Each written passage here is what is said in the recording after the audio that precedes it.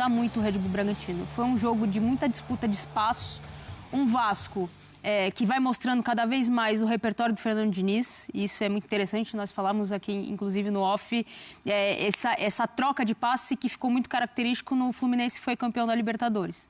Não comparando, obviamente, mas é isso, os jogadores o tempo inteiro se movimentando, ocupando espaço vazio para gerar jogo. Isso tem muito característica do Diniz. Confesso que quando o Diniz foi contratado, eu tinha uma interrogação muito grande em relação a como ele faria para potencializar os jogadores do Vasco. Ele recebe alguns jogadores importantes também na janela de meio do ano, que melhoram e potencializam ainda mais a questão, principalmente defensiva do Vasco.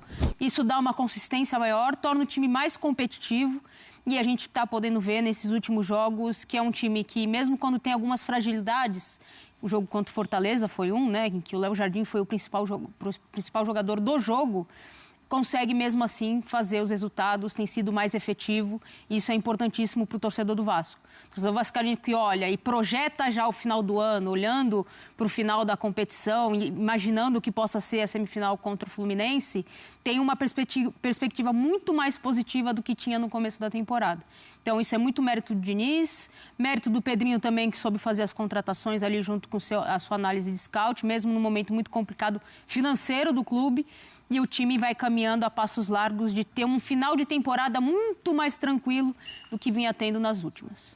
Breiler Pires, a pergunta que eu faço para você. O que o torcedor do Vasco pode esperar? Temos uma tela que mostra as estatísticas do jogo. 53% de posse de bola para o Red Bull Bragantino, 47% para o Vasco. 11 finalizações a 8, uma certa do Red Bull Bragantino, 5 do Vasco no alvo, 2 grandes chances a 4, 22 ações na área rival contra 19. O que o torcedor do Vasco pode esperar? Tem da Copa do Brasil no fim do ano, mas vamos focar em Brasileirão. Qual é a meta ou qual o objetivo, assim, que dá para realmente projetar para esse Vasco com essa sequência imprimida agora? Tudo bem? Boa noite. Boa noite, Felipe. Boa noite, Mari. Boa noite, Nath. Boa noite pro Fã de Esportes. O Vasco chega à 4ª vitória consecutiva no campeonato. É curioso, né? Nos últimos 12 jogos do Vasco, só uma derrota, aquela para o Palmeiras. Vem numa sequência de recuperação, uma das melhores campanhas desse retorno do Campeonato Brasileiro. E é curioso porque até o ano passado, o Vasco não emplacava 4 vitórias seguidas no Brasileiro, tinha mais de 10 anos. E aí conseguiu com o Rafael Paiva, hoje consegue de novo com o Fernando Diniz, 2º ano consecutivo, e mostra solidez, mostra futebol, mostra um time que sabe se reinventar. E como a Nath falou, mesmo sem o Ryan, volta o Verratti, faz 2 gols, voltando a marcar, ganhando confiança, o time continua funcionando bem, não perdeu a fluidez sem o Ryan, e isso mostra que a identidade de jogo está bem estabelecida.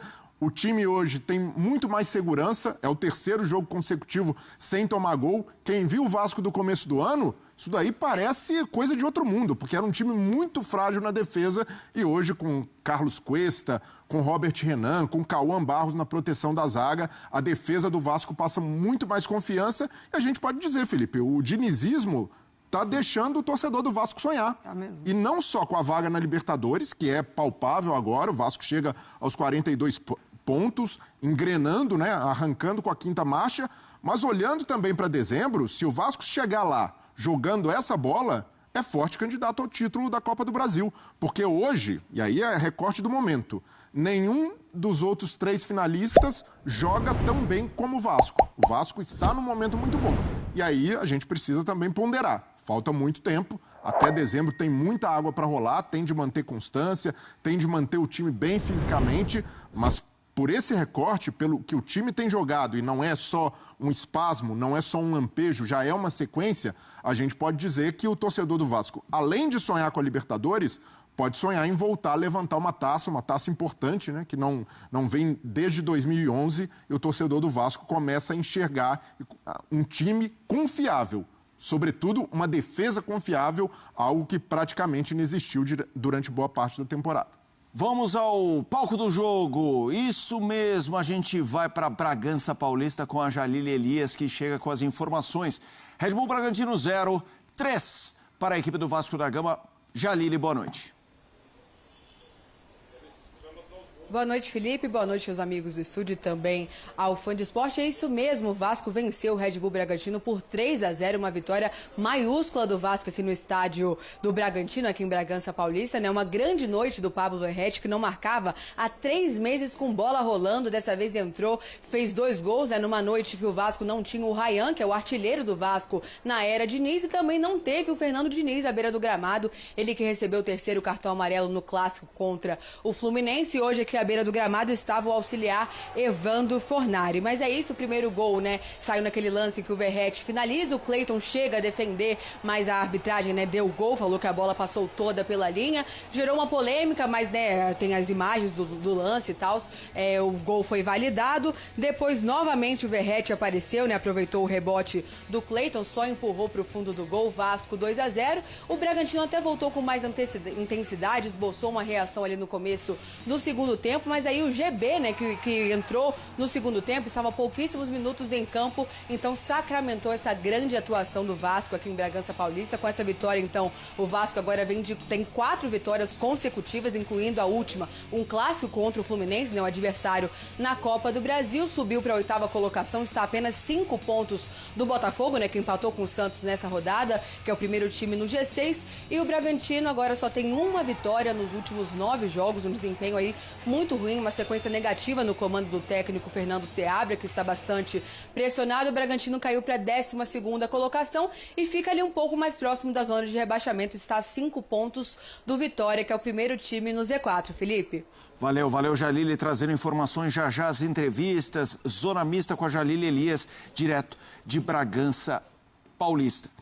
Qual a característica mais marcante nesse Vasco da Gama do Fernando Diniz? É a característica tradicional do Fernando Diniz ou dá para ver evolução no trabalho dele quando a gente compara a anteriores, Mari? Eu acho que dá para ver uma adaptação, sim, a esse elenco do Vasco. Primeiro que, assim, ele recupera uma parte anímica que em determinado momento da temporada estava quase que fadada, né? Muita pressão da torcida, aí, enfim, João Vitor que pede para sair do clube, muita coisa acontecendo dessa parte anímica da equipe, até em cima do próprio Verratti, né? Que passa um período sem marcar e aí tem um jogo marcante ali em que ele fica no banco de reservas e o Vasco desempenha muito bem, e aí surge essa possibilidade, né, de alternar um pouco mais com o próprio Ryan, com o David, enfim. Mas eu acho que é uma adaptação, porque em alguns lampejos que a gente acompanhou do Vasco já de uma outra temporada, esse jogo direto funcionou, né, muito bem, muito mais com esse lado esquerdo, sempre buscando o Verratti, mas em alguns momentos funcionou. Então, acho que o Fernando Diniz ele tem essa capacidade de adaptar o que os jogadores dele entregam. Por exemplo, a gente vê o Paulo Henrique participando muito, né, das jogadas ofensivas do Vasco. Então, assim, ganha a oportunidade na seleção, volta, continua num nível altíssimo, muito participativo, bem defensivamente. Quando precisou jogar o Puma para o lado esquerdo, também não comprometeu tanto assim. Então, acho que ele consegue se adaptar com o que ele tem em mãos, porque ele não tem os zagueiros mais técnicos para sair jogando. Ele não tem os laterais mais técnicos também para se aproximar do Jardim, enfim, e sair jogando essa zona muito, muito perigosa, né? Que a gente tanto viu já no trabalho do Fernando Diniz. Mas mais do que isso, a gente vê hoje um Vasco conseguindo responder também do banco de reservas. Hoje, por exemplo, entra o Hugo Moura, que participa do lance do 3º gol, que é do GB, que sai do banco de reservas também. Então, além de tudo, ele consegue ter essas trocas e não perder muito do que é o time, né? E esse é um ponto, né, Mari? Porque hoje o Vasco está no G8. O torcedor vai olhar o time em 8º e falar: olha, o Pedrinho tinha razão. Lembra lá atrás, quando o presidente falou que o elenco era de G8? Mas se a gente lembrar o elenco do Vasco naquele momento, não tinha essa profundidade, não tinha zagueiro confiável, e hoje Cuesta e Robert Renan elevam e muito o nível da defesa. Sim. E é isso, não é à toa que o Vasco não toma gol há 3 jogos. Cauã Barros, que foi ali, era um cria de São Januário, que o Vasco emprestou para o América, até não soube avaliar o potencial, a margem de evolução, e logo foi buscar de volta e consertou o meio-campo. O Vasco, com Cauã Barros de titular, não perdeu nenhum jogo. Ele não jogou de titular contra o Palmeiras, e ali o desfalque fez falta, o Vasco tomou 3-0, mas fora isso, sempre que entrou, o Vasco ou empatou ou ganhou. Então mostra como é um jogador pouco badalado, não foi uma super contratação, mas fez a diferença. E até de profundidade que a Mari citou. Você tem um cara como o Matheus França, que entra no segundo tempo e continua fazendo o time render. Você tem o Andrés Gomes, que não só deu mais uma opção de velocidade, como fez o time ter outra rotação. É um jogador de muito arranque, participa, né, faz a jogada e dá assistência para o gol do GB.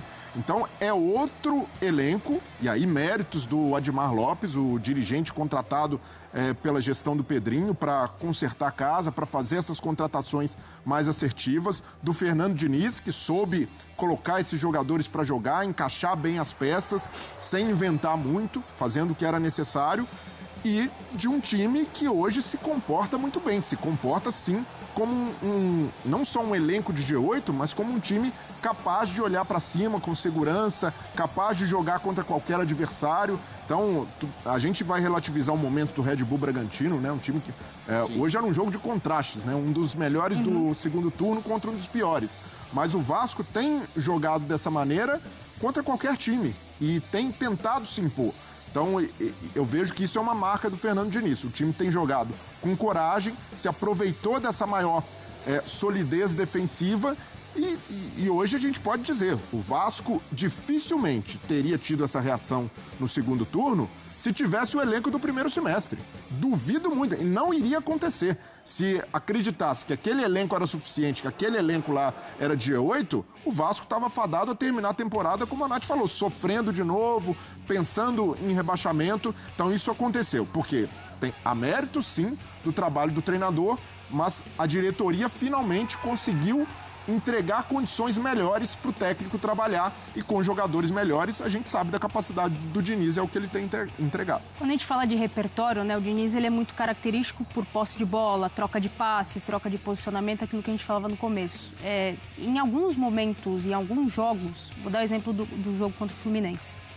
Ele abdica da posse de bola, até pela característica do time adversário, e ele coloca ainda mais no seu repertório essa condição, a transição em velocidade, de aproveitar, e é isso que a Mari falou e o Breler também, de você entender a característica do seu elenco, entender que você também pode abdicar da posse de bola e explorar essa transição em velocidade, né? Esse jogo mais agudo, esse jogo da transição, de recuperar a bola no meio de campo, ainda no campo defensivo, mas acelerar, porque você vai ter. Então, acho que para o Diniz, dentro dessa dinâmica, eu acho que a pancada que ele toma na seleção brasileira, a forma como ele começou a enxergar, em que os trabalhos dele começavam a se dissolver em alguns clubes dos quais ele passou. O próprio Cruzeiro, né? Era a necessidade de você encontrar alternativas dentro de ideias de jogo contra adversários. Então, contra um adversário que tem, tecnicamente, um pouco mais a oferecer em relação ao posse de bola, eu não necessariamente tenho que ter só um tipo de jogo. Então, hoje ele consegue, dentro, obviamente, dessa ideia de jogo, olhando para o banco, olhando para os jogadores que tem, e aí, principalmente no foco principal com o Ryan, com o Coutinho que está no jeito que está, de recuperar a bola e conseguir fazer essa distribuição de jogo, de acelerar e desacelerar, eu acho que ele põe um pouquinho a mais daquilo que a gente tinha de Diniz há um tempo atrás, para ele olhar para uma dinâmica de jogo em que ele pode abrir mão da principal característica dele, do que ele pensa de futebol, que é a posse, que é a troca, que é a velocidade, troca de posição daquilo que a gente falava, para também entender que quando ele é necessário ficar um pouco mais atrás e explorar a velocidade, ele consegue fazer também, óbvio, dadas as características do seu jogador. E que atuação, hein, torcedor vascaíno? O gigante da colina mostrou força, entrosamento e, acima de tudo, autoridade dentro de campo. 4ª vitória consecutiva, 42 pontos na tabela e uma campanha que mostra o quanto esse elenco vem evoluindo sob pressão. Vegete foi o nome do jogo mais uma vez. Decisivo, letal e líder dentro e fora das 4 linhas. E GB segue mostrando que tem estrela e futuro brilhante com a camisa cruz-maltina. Se o Vasco continuar nesse ritmo, ninguém segura. A torcida tem motivos de sobra para sonhar alto no Brasileirão. Agora eu quero saber de você. O que achou da atuação do time hoje? Deixa a tua opinião aí nos comentários, participa com a gente e fortalece essa corrente vascaína. E se você curte notícias, análises e bastidores do nosso gigante, já se inscreve aqui no canal Vasco On, ativa o sininho e vem fazer parte dessa nação apaixonada que não para de crescer. Saudações vascaínas e até o próximo vídeo. Tamo junto, galera!